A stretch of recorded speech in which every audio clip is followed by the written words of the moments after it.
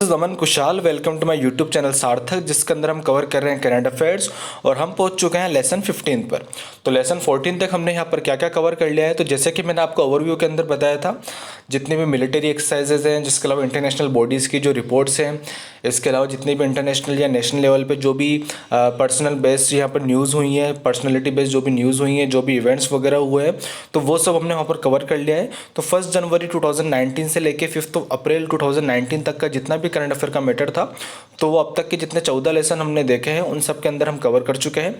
तो उसी के आगे से यहाँ पर हम स्टार्ट करेंगे। अगर आपको लेसन अच्छे लगे तो please give it a thumbs up. इसको ज़्यादा से ज़्यादा लाइक कीजिए, शेयर कीजिए, चैनल को सब्सक्राइब कीजिए। एंड अगर आपके कोई भी डाउट्स आते हैं तो आप कमेंट बॉक्स के अंदर कमेंट करके यहाँ पर पूछ सकते हैं। तो आइए स्टार्ट करते हैं। फर्स्ट न्यूज़ है हमारे पास state of global air report 2019। तो ये रिपोर्ट किसके द्वारा यहाँ पर निकाली जाती है? सबसे पहले तो क्वेश्चन आपसे यही पूछा जा सकता है। तो रिपोर्ट निकाली जाती है यहाँ पर Boston based health effect institute, ठीक है। तो ये क्वेश्चन आपसे पूछा जा सकता है किसके द्वारा निकाली जाती है। तो आपको ध्यान रखना HEI के द्वारा यहाँ पर निकाली जाती है। एंड इसका जो हेडक्वार्टर है कहाँ पर है? ये बोस्टन के अंदर यहाँ पर लोकेटेड है। तो इस रिपोर्ट के अंदर क्या बोला गया है? 50% of global 5 million death due to air pollution are in India and China.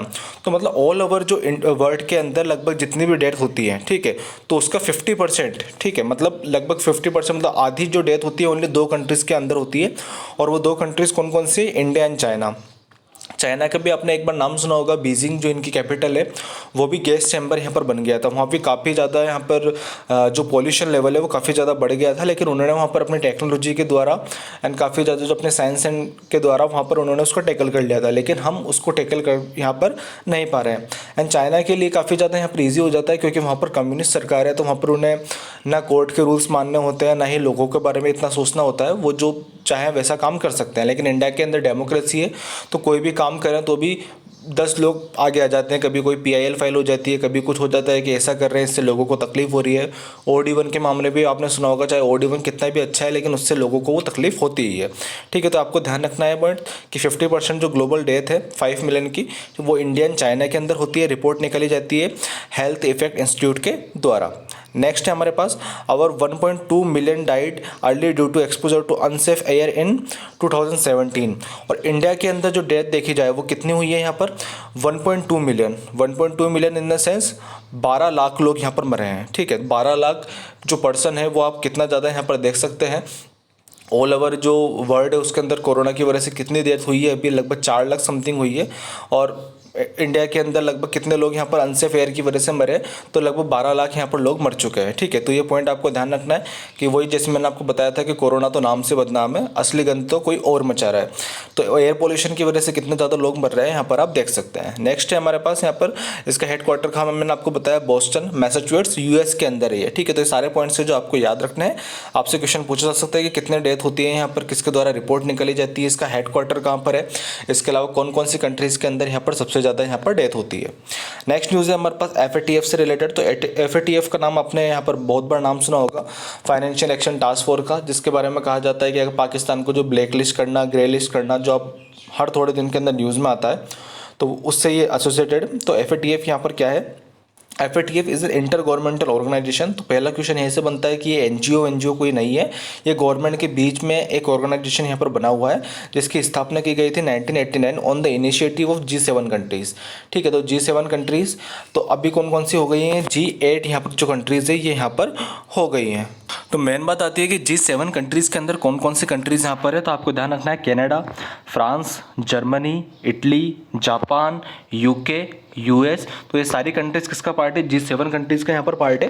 And इसकी अभी रिसेंटली यहाँ पर समिट भी होने वाली है, जैसे कि आपने अभी न्यूज़ के अंदर आप सुन रहे होंगे कि G7 को एक्सटेंड करके यहाँ पर G11 यहाँ पर कर दिया जाए।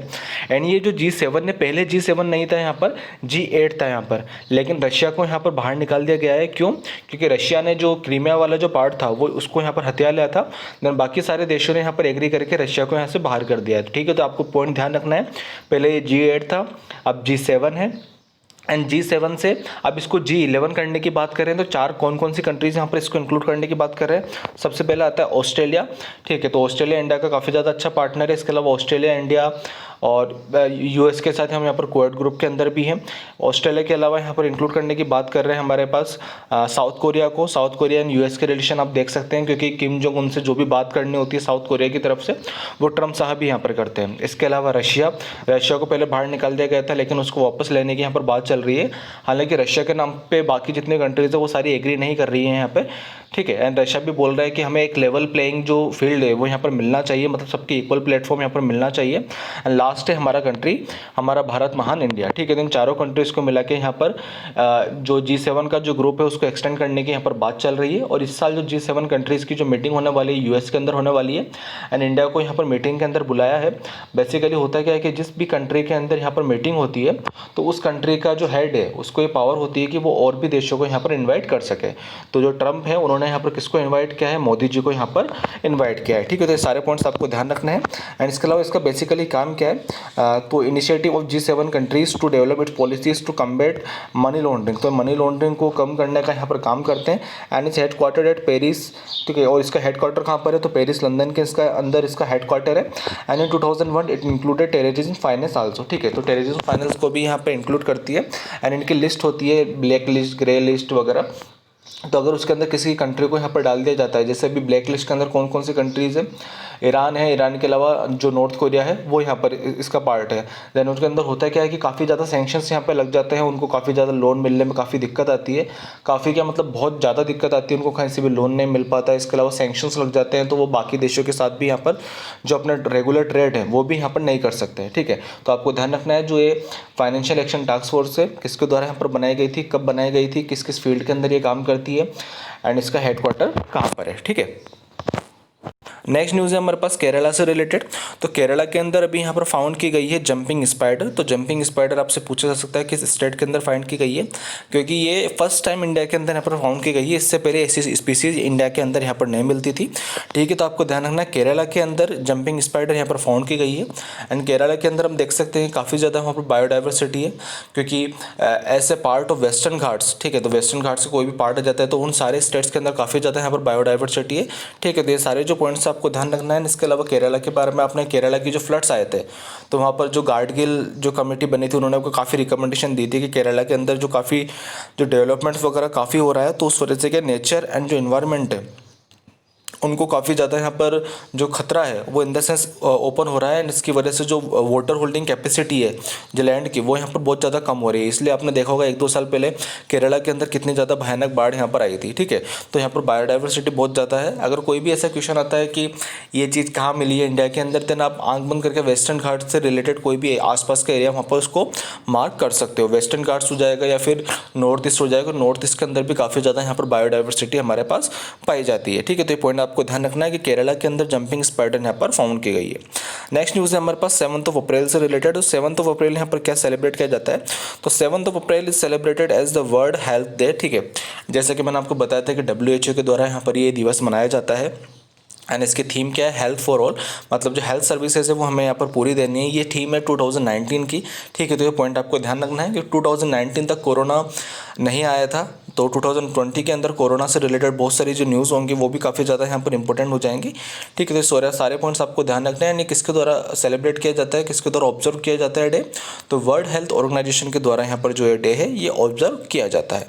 नेक्स्ट हमारे पास प्रफुल्ल पटेल जी से रिलेटेड। तो प्रफुल्ल पटेल जी पर्सनैलिटी बेस्ड न्यूज़ जो होती है वो आपसे यहाँ पर पूछी जा सकती है। तो प्रफुल्ल पटेल जी यहाँ पर become the first Indian to be elected as the member of FIFA executive. तो फीफा यहाँ पर आपने सुना होगा फुटबॉल का जो टूर्नामेंट होता है उसकी ये जो करवाने वाली जो टीम है, ठीक है, फीफा, तो फुटबॉल को फीफा नाम से भी यहाँ पर बोला जाता है। तो उसकी जो एग्जीक्यूटिव काउंसिल होती है, मतलब जो ये काम कराती है, जो भी गेम्स वगैरह करवाती है, उसके इंडिया की तरफ से यहाँ पर मेंबर बन चुके हैं। मतलब फर्स्ट इंडियन है जो प्रफुल्ल पटेल जी जो इस काउंसिल के यहाँ पर मेंबर बने हैं, एग्जीक्यूटिव काउंसिल के, ठीक है। तो ये पॉइंट है, आपको ध्यान रखना है। इतना ज़्यादा इंपॉर्टेंट नहीं है, बाकी अगर किसी एग्जाम्स के अंदर आपसे पूछ लिया तो आपको ये पॉइंट ध्यान होना चाहिए। नेक्स्ट न्यूज़ है हमारे पास हायर एजुकेशन रैंकिंग से रिलेटेड। तो हायर एजुकेशन रैंकिंग जो किसके द्वारा यहाँ पर निकाली जाती है, नेशनल इंस्टीट्यूट रैंकिंग फ्रेमवर्क के द्वारा यहाँ पर निकाली जाती है, NIRF, आपने नाम सुना होगा। यानी किसके अंदर यहाँ पर आती है, तो मिनिस्ट्री ऑफ MHRD, मतलब ह्यूमन रिसोर्स एंड डेवलपमेंट की मिनिस्ट्री के द्वारा अंदर ये आती है। एंड एजुकेशन से रिलेटेड मेनली 99.99% जो काम होते हैं वो ministry of human resource and development की तरफ से ही यहाँ पर किए जाते हैं। इसके अलावा अगर और कोई काम होता है तो देन उसके अंदर और बाकी की जो मिनिस्ट्री है उनको इंक्लूड कर लेते हैं, या फिर नीति आयोग आ जाता है, या फिर कोई और जो प्राइवेट एनजीओ है, ठीक है, तो वो सब यहाँ पर आ जाते हैं। बाकी आंख बंद करके आप मार्क कर सकते हैं कि अगर एजुकेशन से रिलेटेड कोई भी चीज़ यहाँ पर निकली है तो वो ministry of human research and development की तरफ से ही यहाँ पर निकली है। तो इस रैंकिंग के अंदर सबसे टॉप पर कौन था, तो IIT मद्रास ने यहाँ पर इसको टॉप किया था, मतलब सबसे अच्छा इंस्टीट्यूशन इंडिया के अंदर है। NIRF के हिसाब से IIT मद्रास, सेकंड नंबर पर IISc बेंगलोर, ठीक है, एंड लास्ट थर्ड नंबर पर है IIT दिल्ली, ठीक है। ये टॉप 3 रैंकिंग है जो आपको यहाँ पर ध्यान रखनी है। एंड इसके अलावा हम देखते हैं कि जो ग्लोबल के जो निकलते हैं, ग्लोबल की जो रैंकिंग निकलती है उसके अंदर इंडिया के काफ़ी ज़्यादा इंस्टीट्यूशन यहाँ पर नहीं है। कभी कभी इंडिया का कोई जो इंस्टीट्यूशन है IITs वगैरह वो टॉप 100 के अंदर यहाँ पर आ जाते हैं, लेकिन इसके अलावा इंडिया के जो इंस्टीट्यूशन है वो काफ़ी ज़्यादा रिप्रेजेंट यहाँ पर नहीं करते हैं।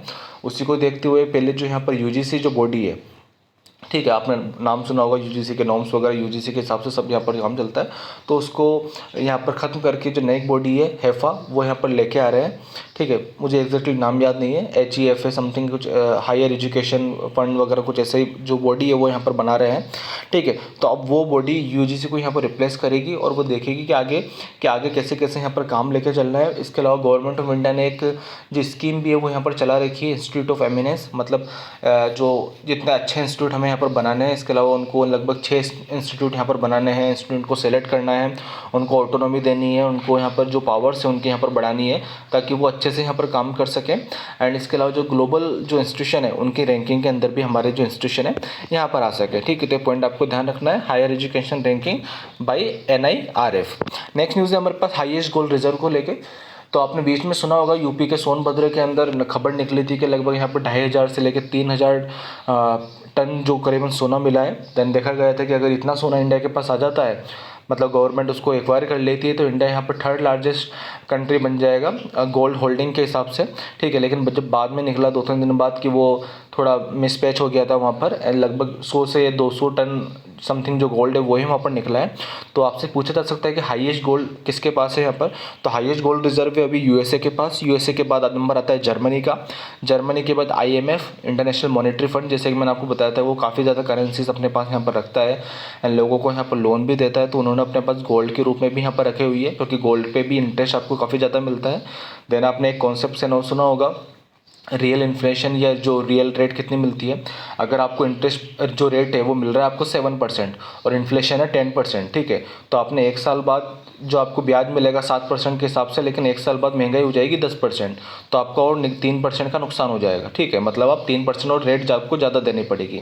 लेकिन गोल्ड के अंदर होता क्या है, गोल्ड के अंदर जो आपको रियल इंटरेस्ट रेट है वो मिलती है लगभग 18 से 20%। तो अगर इन्फ्लेशन 10% भी है तो भी आपको 10% प्रॉफिट वहाँ पर मिलेगा। Inflation in the sense, inflation का मतलब होता है महंगाई। कोई भी चीज़ अगर आप 10 रुपये के अंदर आप खरीद रहे हो, या फिर आप जैसे आप देखते हैं खाने पीने की चीज़ें, हम देखते हैं कि 1 साल पहले अगर कोई मोमोज़ आपको 50 रुपये की प्लेट मिल रही थी, देन 1 साल बाद वो हो गई 70 की प्लेट, ठीक है। तो मतलब इन्फ्लेशन के हिसाब से उसकी रेट यहाँ पर बढ़ गई है। तो इन्फ्लेशन से ज़्यादा ही आपके यहाँ पर जो आपको जो इंटरेस्ट मिलना चाहिए वो ज़्यादा होना चाहिए, उसको बोलते हैं रियल इंटरेस्ट रेट, ठीक है। तो ये पॉइंट आपको ध्यान रखना है।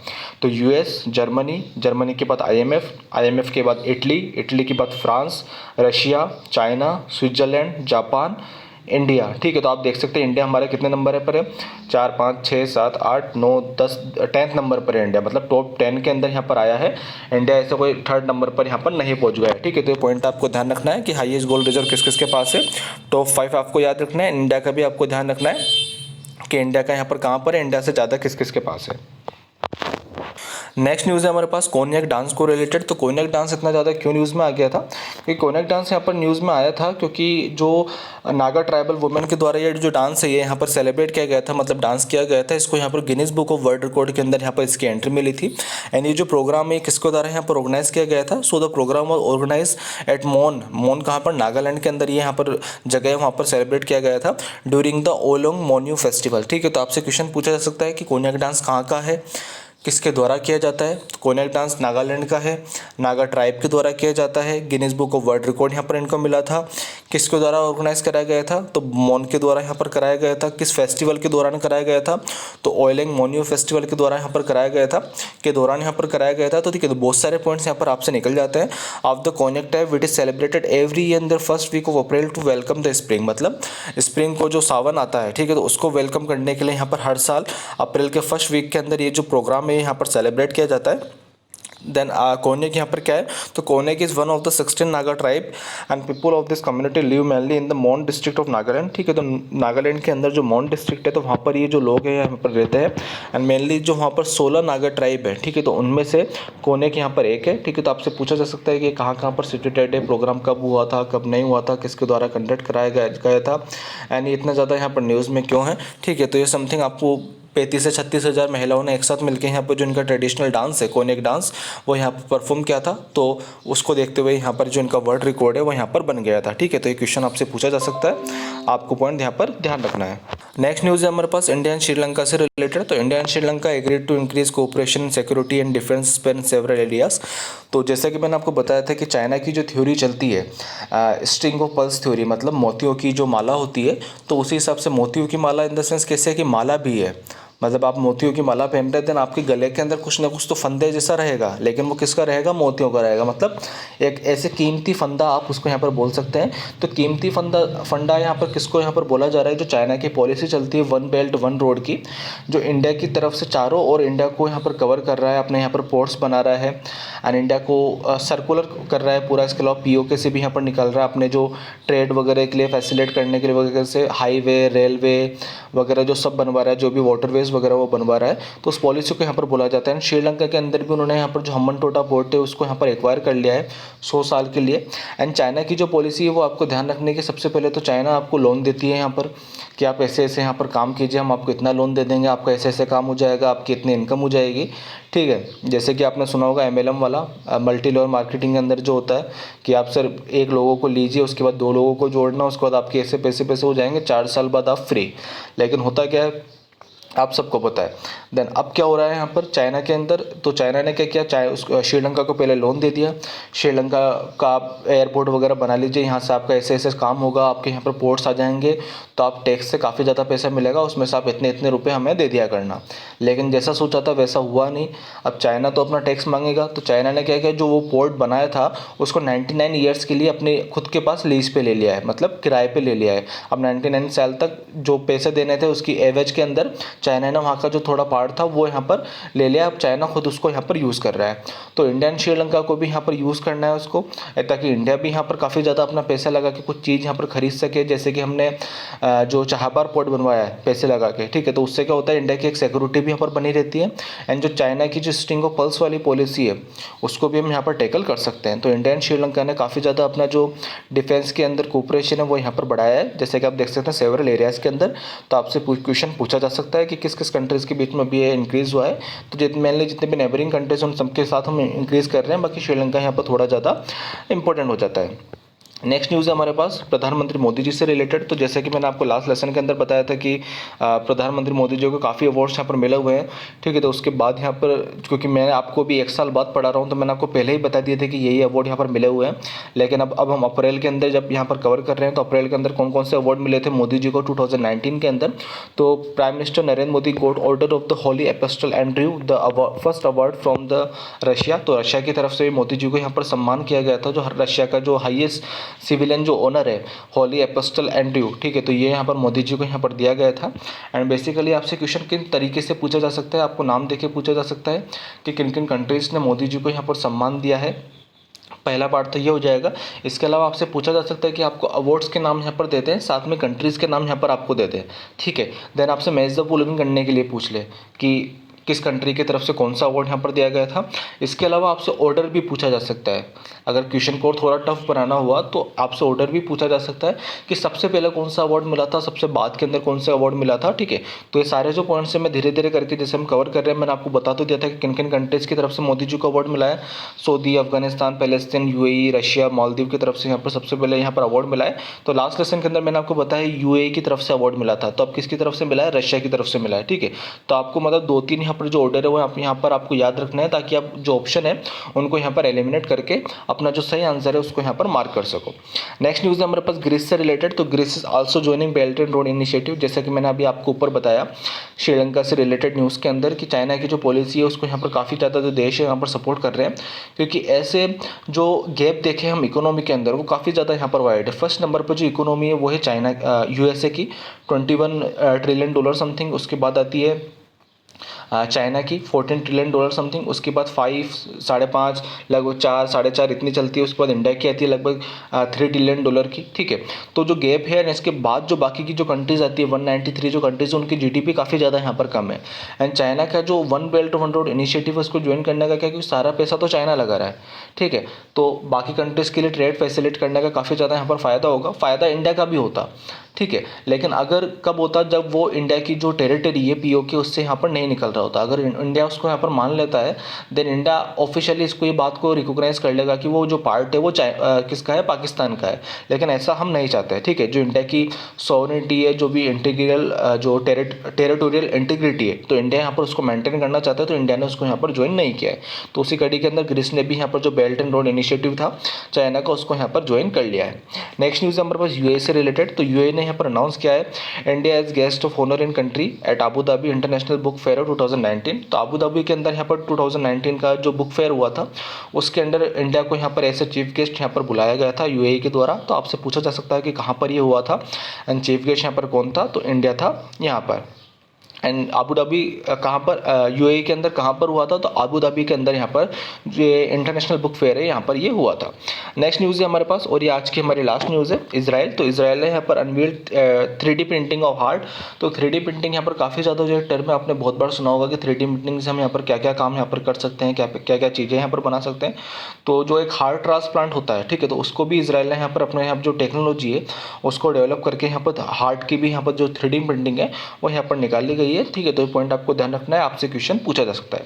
So guys, this is the end of our lesson. I hope you like it. And इस लेसन के अंदर मेनली हमने 6 अप्रैल से लेकर 16 अप्रैल तक का जितना भी करंट अफेयर का मैटर था वो हम यहाँ पर कवर कर चुके हैं। अगर आपको लेसन अच्छे लगे तो please give it a thumbs up. इसको ज़्यादा से ज़्यादा लाइक कीजिए, शेयर कीजिए। अगर आपके कोई भी डाउट्स आते हैं तो आप कमेंट बॉक्स के अंदर कमेंट कर सकते हैं। अगर आपको लेसन अच्छे नहीं लगे तो प्लीज़ कमेंट बॉक्स के अंदर कमेंट करके मेरे को बताइए, और लेसन को डिसलाइक कीजिए ताकि मैं आगे और ज़्यादा यहाँ पर इंप्रूव कर सकूँ। लेकिन डिसलाइक करने के बाद मुझे बताना जरूर कि आपको लेसन के अंदर क्या अच्छा नहीं लगा यहाँ पर। अगर आप किसी ऐसे बच्चे को जानते हैं जो बड़ी सिटीज़ के अंदर जाके नहीं पढ़ सकते हैं या फिर बड़ी कोचिंग इंस्टीट्यूट की जो फीस है वो नहीं दे सकते हैं, तो आप उनको मेरा चैनल रेफ़र कीजिए ताकि आप भी उनके लाइफ के अंदर कंट्रीब्यूट कर सकें एंड आपके माध्यम से मैं भी उनके लाइफ के अंदर कुछ कंट्रीब्यूट कर सकूं। जो चैनल हमने बनाया सार्थक, तो उसका नाम यहाँ पर सार्थक हो सके ताकि हम सभी के यहाँ पर काम आ सके। सो अगर आपको लेसन अच्छे लगे तो चैनल को सब्सक्राइब कीजिए and thank you for watching.